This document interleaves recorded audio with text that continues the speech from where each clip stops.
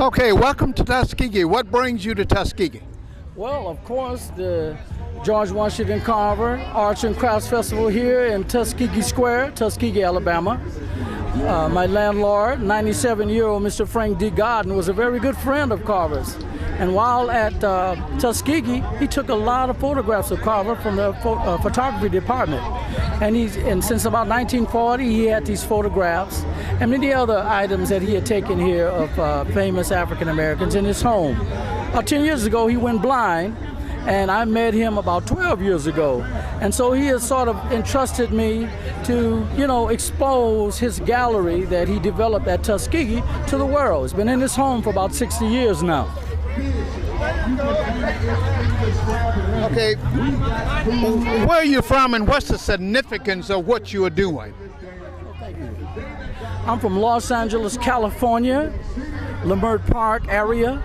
And the significance basically is to expose people the great contributions of George Washington Carver.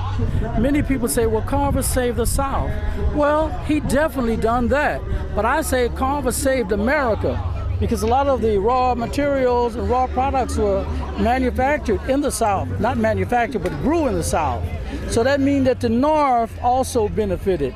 And if the North benefited, the whole United States benefited.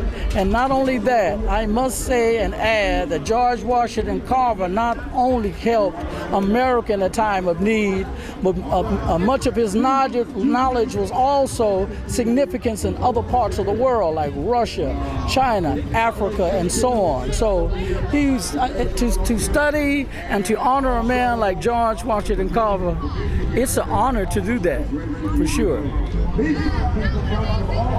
Speak to my children for me. The thing that you are doing is dealing with vision.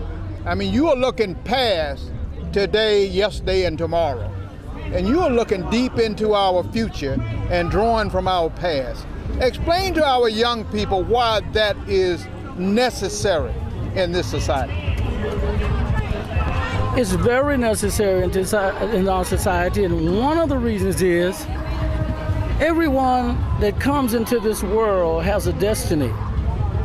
And when you're young, a lot of things you do, you take for granted. When Carver was a young boy, he loved nature. I would say that maybe he didn't know that he would be a great scientist, a great botanist, a great agricultural scientist, a chemist. But his love of nature as a young boy, his love of education and learning as a young boy helped him to achieve the things that we all honor him for today. And matter of fact, many of the young people out here today, I believe they will transfer some of what they're learning about George Washington Carver and other prominent African Americans in our society. I think they will learn a lot for themselves for the future. I think they will see themselves in George Washington Carver and maybe become the next George Washington Carver. Mr. Godden, a 97-year-old friend of Dr. George Washington Carver, couldn't be here today. He's been blind for about 10 years.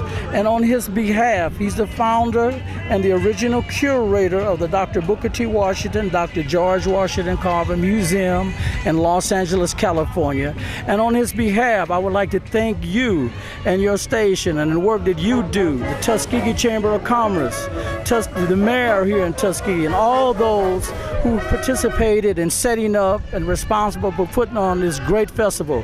When I return to Los Angeles, I will inform him of the great festival that was here, and he will be overjoyed by that. So although he couldn't be here, we are his eyes today. And I just wanted to mention education.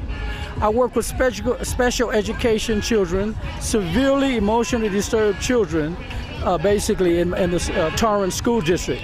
I also teach music and drumming, mostly African, Afro-Latin drumming and percussion. We love to share other cultures with our children. We have several African Americans, Asians, Caucasians, Latinos, and it's so beautiful because when you get children together, especially when you're doing music, and even though a lot of them never played the drums or anything like that, it is so beautiful. I love working with children. I've been doing it for many years, and I was a product of a man like Mr. Godden and his friends. So they were my mentors when I was growing up. So I said, when I grow up, when I become a man, my responsibility is going to be to help the young people. And so that's what I've been doing, because that's what I was taught.